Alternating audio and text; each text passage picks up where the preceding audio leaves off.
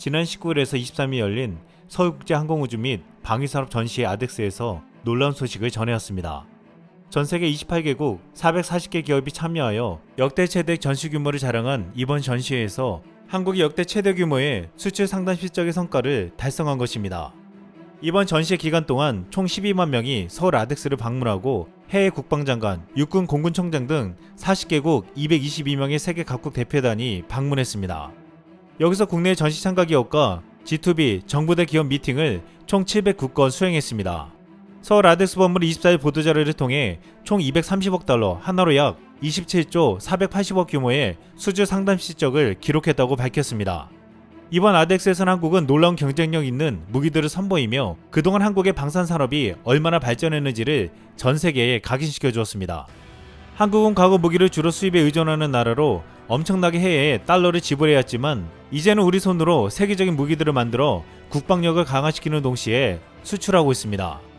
한국 방산업체 전체 매출액은 2001년 3조 7,013억 원에서 2019년 13조 9,431억 원으로 3.8배나 증가했습니다. 특히 2016년에서 2020년 방산 수출 상위 10개국 대비 한국의 무기 수출 규모는 압도적인 성장률을 보여주고 있습니다. 2001년 2005년 대비 한국의 수출 증가율은 약 7.5배로 이는 동일기간 전세계 두 번째로 높은 성장률입니다. 이에 따라 전세계 방산물자 거래에서 한국 무기가 차지하는 점유율은 같은 기간 0.5%에서 2.7%로 확대돼 세계 9위가 되었습니다. 이번 아덱스에서 가장 주목받는 무기 중 하나는 전기 추진 시스템을 적용한 차세대 기본 훈련기와 성능을 개량한 FA-50 전투기입니다. FA-50은 문재인 대통령이 직접 타고서 깜짝 등장해 놀람을 주었는데 청와대는 문 대통령이 몸소 시연을 하면서 세이지에 나선 것이라고 밝혔습니다. 이번에 공대공, 공대지 무장 능력 향상과 항속거리 확장을 위한 공중급유 기능을 적용한 수출형 FA-50은 대통령의 FA-50 탑승으로 수출 대상국의 문의는 최고조를 이뤘습니다. FA-50은 한국산 최초의 초음속 전투기로 이미 필리핀과 이라크 등에 수출하여 놀라운 가성비를 자랑해왔습니다. 특히 이라크는 FA-50 24대를 구입하고 여기에 조종사 양성 프로그램 및 운영과 공군기지 재건 사업까지 맡겼습니다. 이것은 무려 20조 원짜리 계약 규모로 단일국 수출 최대 실적이었습니다. 이라크는 미국과 전쟁에서 폐허가 된 공군력을 재건하기 위해서 최대한 경쟁력 있는 비용과 짧은 시간에 공군력의 전투력을 확보할 수 있는 한국의 FA-50을 선택한 것입니다. 필리핀에 수출된 FA-50은 주력 전투기로 자리잡아 이슬람 극단주의자 반군을 격퇴하는 마라이 전투에서도 맹활약했습니다. 실제 전투수 FA-50은 전장의 게임 체인저로 지상군을 지원하며 반군 거점을 초토화시켜 그 놀라운 위력을 입증했습니다. 그리고 이제 말레이시아에서도 1조 원 전투기 사업 입찰에서 FA-50을 최종 후보로 두고 검토하고 있습니다. 그런데 이번에 한국형 전투기의 세이즈는 FA-50을 앞세운 듯 보였지만 진짜 목적은 지금 만들고 있는 KF-21에 있었다고 말하고 있습니다. 이번에 말레이시아, 세네갈, 필리핀, 페루, 콜롬비아, UAE 등 각국 대표단은 FA-50 K2-1뿐만 아니라 KF-21에도 큰 관심을 보였다고 카이는 전했습니다. 올해 전시에서는 KF-21의 놀라운 가상 시험 비행이 최초로 공개됐습니다. KF-21이 서울 잠실과 제주도 한라산, 독도 상공을 비행하는 모습이 전시장 한켠에 마련된 대형 스크린에서 연출되며 감탄사가 나오게 만들었습니다. 마치 FA-50을 보여준 것은 더욱 강력한 KF-21을 홍보하기 위해서라는 말이 나올 정도였습니다. 또한 이번에 아덱스에서 KF-21에 탑재할 미티어 미사일을 공개하며 더욱 관심을 증폭시켰습니다. 미티어는 유럽 6개 나라가 공동 개발한 공대공 미사일로 200km 밖에서도 적의 전투기를 정밀 타격하는 세계 최고의 성능을 자랑하고 있습니다. 이 미티어 미사일은 KF-21용 공대공 미사일로 채택되었는데 KF-21과 동시에 전력화될 예정입니다. 그런데 이번 아덱스에서 주변국들은 다 참여했는데 보이지 않는 한 나라가 있었습니다. 바로 베트남입니다. 필리핀과 말레이시아 등 아세안 국가들은 큰 관심을 가지고 서울로 왔는데 베트남은 안 보였습니다. 이하 일각에서는 최근 일본에게서 군함 등 무기를 수입했기 때문으로 보고 있습니다. 일본은 자국의 무기에 어느 나라도 관심을 가지지 않자 지난 2019년 대규모 무기 전시를 했는데도 이렇다 할 성과가 없었습니다. 그래서 지난해부터 자신들의 영향력이 큰 동남아시아 국가들에게 적극적인 세이지에 나서고 있는데 일본은 동남아 국가들에게 중국의 과도한 영향력에 대한 저항이라는 명분으로 자국의 무기를 팔려고 했습니다.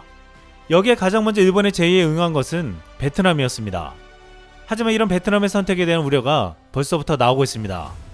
일본 자위대 무기의 단가는 악명이 높을 정도로 비싸고 일본은 기술 이전을 해주지도 않으면서 현지에서 고용을 해주지도 않았습니다. 또한 일본 무기는 국제시장에서 경쟁 국가들에 비해서 우월한 면도 입증하지 못했습니다. 서방의 언론들은 일본이 동남아 국가들과 협력 강화를 외치는 주요 원인은 자국의 무기 재고떨이 판매에 있다고 비판했습니다. 일각에서는 일본을 믿고 무기를 도입한 베트남이 앞으로 어떤 일을 겪게 될지 뻔히 보인다는 말까지 하고 있습니다. 이번 아덱스에서 누리호의 75톤 엔진이 공개되었는데 이와 동시에 누리호 발사가 이루어져서 국내적으로 높은 관심이 집중되었습니다. 누리호는 700km까지 올라가고도 3단 엔진이 빨리 꺼져 궤도 안착이 실패했는데 현재 실패 원인을 집중적으로 분석하고 있습니다. 그런데 네티즌들은 누리호에 1.5톤 위성 모사체가 떨어진 것을 주목했습니다. 위성 모사체는 호주 남쪽 공해상 400km 지점에 떨어졌습니다. 발사장에서부터 거리를 계산해보면 8,600km가 넘는 거리였습니다.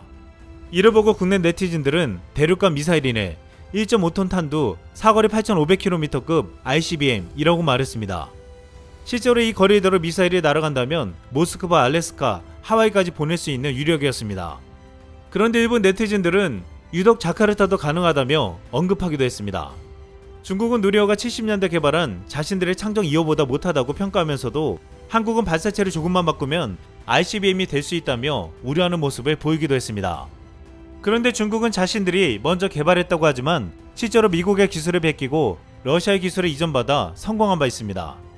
일본도 자신들은 과거에 성공한 기술이라며 한국은 이제 하냐고 비아냥거렸지만 지난 1970년 일본은 고체 연료를 쓰는 람다 로켓을 개발해 위성 발사에 성공했지만 4번의 실패 끝에 5번째 성공하는 등 난관을 겪었습니다. 특히 실험급 중대형 위성을 쏘기 위해 액체 연료 로켓을 개발을 했지만 어려움을 겪자 미국의 델타 로켓 기술을 전수받아 1975년 N1 로켓을 개발했습니다. 그러나 7회 발사 중 1회는 실패했고 이를 보완하기 위해 독자 기술로 H2 로켓 개발에 나섰지만 납땜을 잘못해 엔진의 불이 붙어 추락했습니다. 또한 터보펌프 이상으로 엔진이 멈춰 바다 한가운데 떨어지는 등 수모를 겪었습니다. 이 때문에 결국 아시아에서 자국 기술만으로 로켓을 개발한 것은 한국이 늦은 듯하지만 최초라는 말까지 나오고 있습니다. 최근 미국의 편에 서서 대만을 지키며 중국을 견제하겠다고 선언한 일본은 지금 공포스러운 분위기 속에 있습니다. 중국과 러시아 연합함대가 일본 열도를 돌면서 공동훈련을 펼치며 무력을 과시했고 일본 육상자위대는 30여 년 만에 처음으로 전국 단위 대규모 군사훈련을 하고 있습니다. 그런데 일본에서 중국과 러시아가 연합하듯 일본도 군사적으로 연합해야 할 강력한 나라를 찾아야 하는데 그중 하나가 인접국인 한국이라는 말이 나왔습니다. 한국의 지리적 위치와 군사력은 일본 방위에 절대적으로 중요한 요소로 작용한다는 것이었습니다. 이 주장의 한 일본 네티즌은 일본이 한국과 군사적 동맹체를 이루는 관계이고 상호 바위 조약을 맺었다면 중국과 러시아는 일본과 한국에 함부로 하지 못했을 것이다 라고 말했습니다. 이 한 국내 네티즌은 이렇게 말했습니다. 러시아랑 일본이 전쟁을 하면 우리가 어디랑 손잡겠냐. 니들이 외계인과 싸우면 우리는 외계인과 손잡을 것이다. 이상 쓸망이었습니다.